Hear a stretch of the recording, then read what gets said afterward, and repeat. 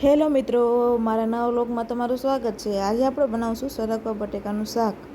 જો આ સરગવા બટેકાના શાકની રેસીપી સામગ્રી છે। આપણે લસણ ખાંડીને રાખી દીધું છે, એમાં નાખ્યો છે 1 ચણાના લોટની ચમચી।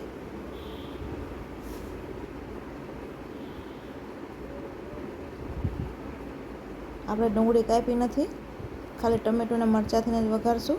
હવે મૂકી દીધી છે કઢાઈ આપણે ચૂલા પર। એમાં નાખશું આપણે 3 પાવડા તેલ। અમે 2 જણા છીએ એટલે અમે અમારા રીતે 3 પાવડા તેલ નાખું છું। હું ગમે તે શાક બનાવું તેમાં ગમે 3 પાવડા તેલ નાખું। તમે જેટલા પર્સન હોય એટલું તેલ નાખી શકો। એમાં નાખશું હવે આપણે રાઈ ફૂટે ત્યાં લગી આપણે રાહ જોવાની। થોડીક વાર ઉપર ઢાંકી દઈશું। આપણી રાઈ શેકાઈ ગઈ છે। હવે આપણે નાખશું બટેકાને આપણે સરખી રીતે સાવ રાંધી લેવાના છે,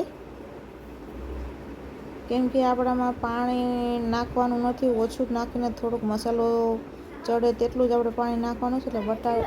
એટલે આપણે બટાકાને એકદમ સરખી રીતે રાંધી લેશું। જોઈએ હવે કેટલી વાર લાગે। બટેકા રંધાઈ જાય પછી આપણે બીજો મસાલો તેમાં નાખીએ। મીઠું નાખી દીધું છે આપણે બટાકા ઉપર જ। થોડુંક જોઈ લે કે બટાકા ચડી ગયા છે। હા, બટાકા તો ચડી ગયા છે। આપણે નાખશું ટમેટું ને મરચું। ટમેટા મરચાંને એકદમ સરખી રીતે શેકી લેવાના છે।